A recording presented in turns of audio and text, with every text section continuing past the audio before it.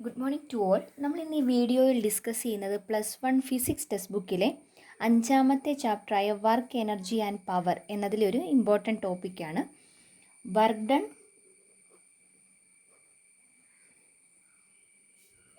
By a variable force.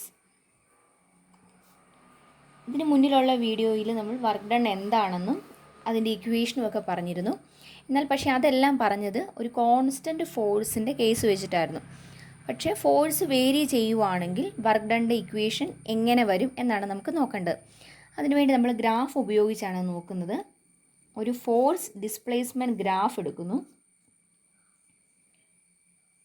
Force y ആക്സിസിലും displacement x ആക്സിസിലും വെച്ചൊരു graph വരയ്ക്കുന്നു. ആ ഗ്രാഫ് ഉപയോഗിച്ചുകൊണ്ടാണ് വർക്ക് ഡൺ എന്നുള്ള ഇക്വേഷനിലേക്ക് എത്തിച്ചേരുന്നത്.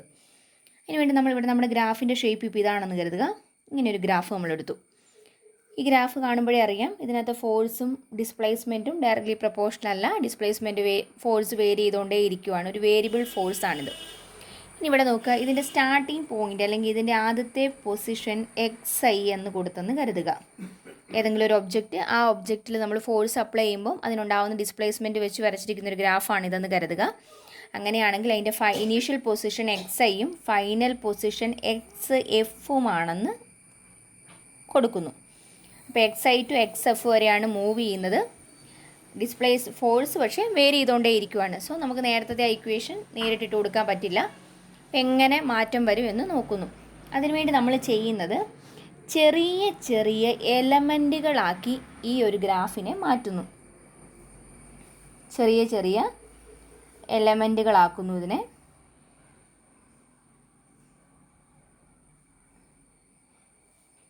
ഒരു ഫോഴ്സ് ഡിസ്പ്ലേസ്മെൻറ്റ് ഗ്രാഫിൻ്റെ ഏരിയ എടുക്കുമ്പോൾ നമുക്ക് കിട്ടുന്ന എന്താണ്?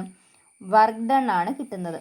സോ അപ്പോൾ നമ്മൾ ഈ ഗ്രാഫിൻ്റെ ടോട്ടൽ ഏരിയ കണ്ടുപിടിക്കുന്നതിന് പകരം ഇതിനകത്ത് ചെറിയ ഒരു എലമെൻറ്റിൻ്റെ ഏരിയ കണ്ടുപിടിച്ചിട്ട് എല്ലാ എലമെൻറ്റുകളുടെ ഏരിയ ആഡ് ചെയ്തെടുക്കുകയാണ് ചെയ്യുന്നത്. അതിനുവേണ്ടി ഒരു ചെറിയൊരു എലമെൻറ്റ് മാത്രം കൺസിഡർ ചെയ്തു. ഈ ഷെയ്ഡ് ചെയ്തിരിക്കുന്ന ഈ എലമെൻറ്റ്, ഇതിൻ്റെ മാത്രം വർക്ക് ഡൺ നമുക്ക് കണ്ടുപിടിക്കാം. അപ്പോൾ ഒരു ഫോഴ്സ് ഡിസ്പ്ലേസ്മെൻറ്റ് ഗ്രാഫിൻ്റെ ഏരിയ എന്ന് പറയുന്ന വർക്ക് ഡൺ എന്ന് കിട്ടും.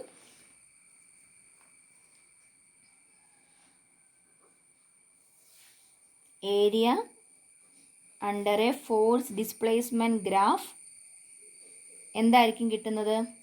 വർക്ക് ഡൺ ആണ് കിട്ടുന്നത്.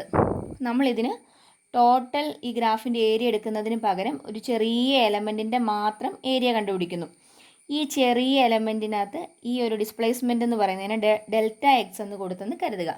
വളരെ ചെറുത് എന്ന് കാണിക്കാൻ വേണ്ടിയാണ് ഡെൽറ്റ എന്ന ലെറ്റർ ഉപയോഗിച്ചിരിക്കുന്നത്. സോ ഈ ഇതിൻ്റെ ഇവിടുത്തെ ഫോഴ്സ് Fx എന്ന് കൊടുത്തെന്ന് കരുതുക. പിന്നെ ഏരിയ എന്ന് പറയുന്നത് എന്താണെന്ന് പറഞ്ഞു? വർക്കാന്ന് പറഞ്ഞു. ചെറിയ എലമെൻ്റ് എടുത്തിരിക്കുന്നതുകൊണ്ട് ഇതിൻ്റെ ഏരിയ ആ ചെറിയ എലമെൻറ്റിൻ്റെ ഏരിയ എന്ന് പറയുന്നത് എന്തായിരിക്കും? ഒരു ചെറിയ വർക്കായിരിക്കും. സോ ഇതിനെ നമുക്ക് Δw എന്ന് കൊടുക്കാം. ചെറിയ വർക്ക് എന്നുള്ള രീതിയിൽ Δw എന്ന് കൊടുത്തു. Is equal to F(x) into Δx എന്ന് കിട്ടി. ഇപ്പോൾ ചെറിയ ഒരു എലമെൻ്റാണ് കൺസിഡർ ചെയ്തിരിക്കുന്നത്. അതിൻ്റെ വർക്കാണ് ചെറുതാണ്, അതുകൊണ്ട് തന്നെ Δw എന്ന് കൊടുത്തു. ഇനി ഇത്തരം കുറേയേറെ എലമെൻറ്റുകൾ ഇതിനകത്തുണ്ട്. ഇതെല്ലാം കൂടി ആഡ് ചെയ്ത് കഴിയുമ്പോൾ എന്ത് കിട്ടും? ടോട്ടൽ വർക്ക് കിട്ടും. അപ്പോൾ ടോട്ടൽ വർക്ക് കിട്ടാൻ എന്ത് ചെയ്താൽ മതി? Total work W is equal to എല്ലാം കൂടി ആഡ് ചെയ്യുക. അതിന് പകരം സമ്മേഷൻ്റെ സിമ്പിൾ കൊടുക്കുന്നു. സമ്മേഷൻ എവിടം തൊട്ട് എവിടം വരെയാണ്? ഇവിടം മുതൽ ഇവിടം വരെ വേണം. സോ XI ടു XF ആണ്. സമ്മേഷൻ ലോവർ ലിമിറ്റ് XI എന്നും അപ്പർ ലിമിറ്റ് XF എന്നും കൊടുത്തു. എന്നിട്ട് ഇതിട്ട് കൊടുക്കുക. F(x) Δx. ഇനി ഒരു ചെറിയ മാറ്റം വരുത്തുന്നു ഇതിനകത്ത്. ഈ ഷെയ്ഡ് ചെയ്തേക്കുന്ന എലമെൻറ്റിനെ വീണ്ടും ചെറുതാക്കുവാണെന്ന് കരുതുക. അതായത് ആദ്യത്തെ ലൈൻ ഇത് തന്നെ ഇങ്ങനെ തന്നെ നിൽക്കുന്നു. രണ്ടാമത്തത് ഇതിനോട് വളരെ ചേർത്ത് മറ്റൊരു ലൈൻ വരയ്ക്കുന്നു. എന്നിട്ട് നോക്കിക്കേ, ഇത് നമുക്ക് ഡാർക്കൻ ചെയ്യാം. ഈ ഡാർക്കൻ ചെയ്ത എലമെൻറ്റിൻ്റെ ഏരിയ ആണ് നമ്മൾ എടുക്കുന്നതെന്ന് കരുതുക. എന്ന് പറഞ്ഞാൽ അതിനർത്ഥം എന്താ? Δx വീണ്ടും ചെറുതായെന്നല്ലേ. അതിന് പകരം നമുക്ക് എന്ത് എഴുതാം? Δx വളരെ വളരെ ചെറുതായി. So Δx tense to 0. Δx എന്ന് പറയുന്നത് 0യിലേക്ക് അപ്രോച്ച് ചെയ്യുവാണെന്ന് കരുതുക. അങ്ങനെയാണെങ്കിൽ എന്തായിരിക്കും വ്യത്യാസം? ഇത് സം ചെയ്യുമ്പോൾ എന്ത് കിട്ടും? ഇവിടെ സമ്മേഷൻ കൊടുത്തു. സമ്മേഷൻ എന്ന് പറയുമ്പം ഇങ്ങനെ കുറേയേറെ എലമെൻറ്റുകൾ 1, 2, 3 അങ്ങനെ ഡിസ്ക്രീറ്റ് ആണ്, നമുക്ക് എണ്ണി എടുക്കാൻ പറ്റും. അത് ആഡ് ചെയ്തെടുത്താണ് ടോട്ടൽ വർക്ക് കിട്ടിയത്. ഇനി ഡെൽറ്റ എക്സ് ടെൻസ് ടു 0 ആകുമ്പോൾ എന്തായിരിക്കും സംഭവിക്കുന്നത്? ഇത് ഇങ്ങനെ ഡിസ്ക്രീറ്റ് എന്നുള്ളതിന് പകരം കണ്ടിന്യൂവസ് ആയിട്ട് മാറി. കണ്ടിന്യൂവസ് ആണെങ്കിൽ സമ്മേഷൻ കൊടുക്കുന്നതിന് പകരം നമ്മൾ കൊടുക്കുന്ന ഒന്നാണ് ഇൻ്റഗ്രേഷൻ. അത് +2 പഠിക്കുന്ന ഒരു പോർഷനാണ് integral F of X delta X. അത് ഒരു സ്റ്റെപ്പ് കൂടി എഴുതാം. Work is equal to limit delta X tends to 0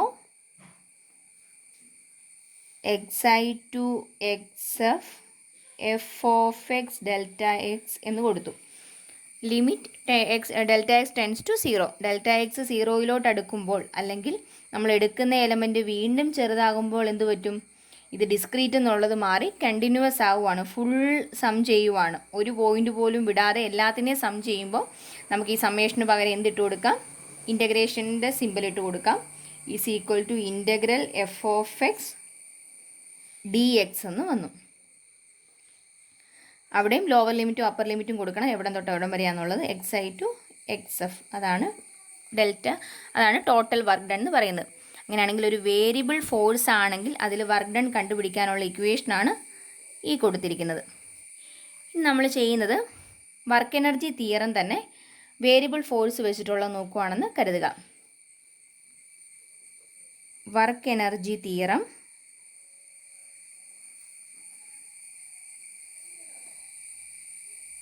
for a variable force. ഇവിടെ നമ്മൾ ഓൾറെഡി ഇക്വേഷൻ പറഞ്ഞ എന്തായിരുന്നു? Delta W is equal to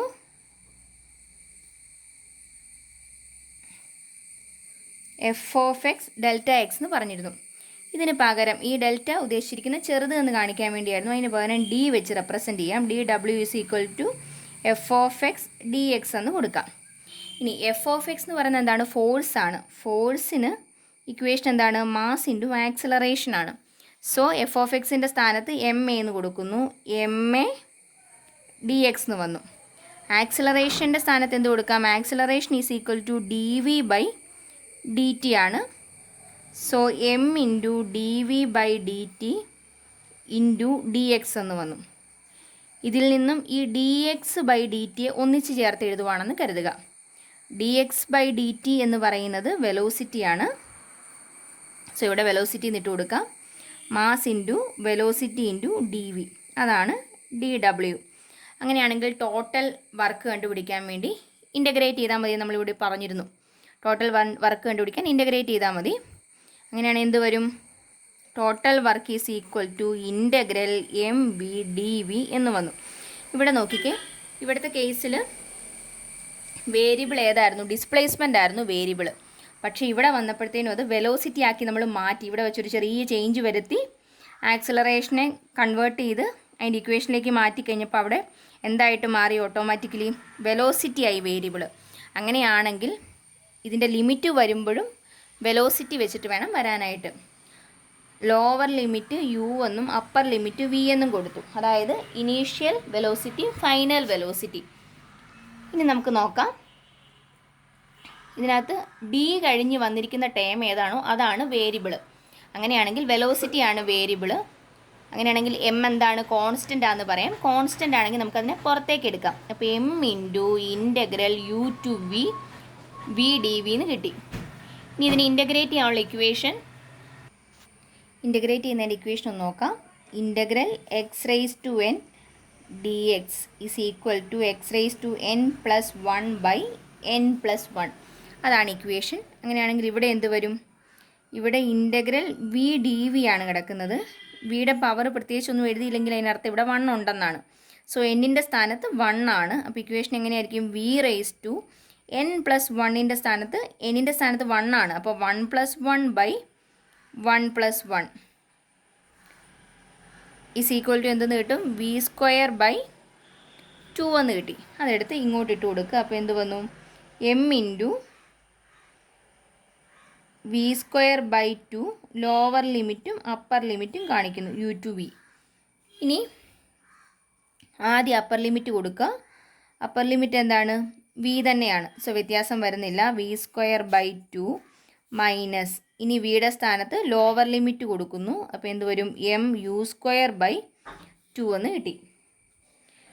എന്ന് പറഞ്ഞാൽ എന്താണ്? Half mv² minus half mu² എന്ന് കിട്ടി. ഹാഫ് mv² എന്താണ്?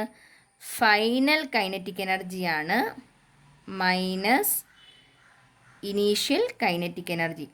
Total work is equal to final kinetic energy minus initial kinetic energy. ഇതെന്താണ്? ചേഞ്ച് ഇൻ കൈനറ്റിക് എനർജിയാണ്. ചേഞ്ച് ഇൻ കൈനറ്റിക് എനർജി വർക്കിനോട് equal ആണെന്നാണ് പറഞ്ഞിരിക്കുന്നത്. അതായത് വർക്ക് എനർജി തിയറം. അത് നമ്മൾ വേരിയബിൾ ഫോഴ്സ് ഉപയോഗിച്ചുകൊണ്ടാണ് എക്സ്പ്ലെയിൻ ചെയ്തിരിക്കുന്നത്. ഇവിടെ പറഞ്ഞപ്പോഴത്തേനും ഒരു സ്ഥലത്ത് വന്നപ്പോൾ പെട്ടെന്നൊരു ചേഞ്ച് വന്നു. നമ്മൾ ആദ്യം പറഞ്ഞ ഇക്വേഷനകത്ത് എക്സ് ആയിരുന്നു വേരിയബിൾ.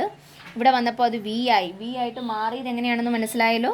അതായത് ഇവിടെ വി ആയിട്ട് മാറിയത് നമ്മൾ ആക്സിലറേഷൻ്റെ സ്ഥാനത്ത് അതിൻ്റെ ഇക്വേഷൻ ഇട്ട് കൊടുത്തപ്പോൾ dx/dt എന്നുള്ള ആ എക്സ് വേരിയബിൾ ആയിട്ടുള്ള ഈ dx എന്നുള്ളത് പെട്ടെന്ന് എങ്ങനെ ചേഞ്ച് ആയി? dv ആയിട്ട് മാറി. എന്തുകൊണ്ടാണ്?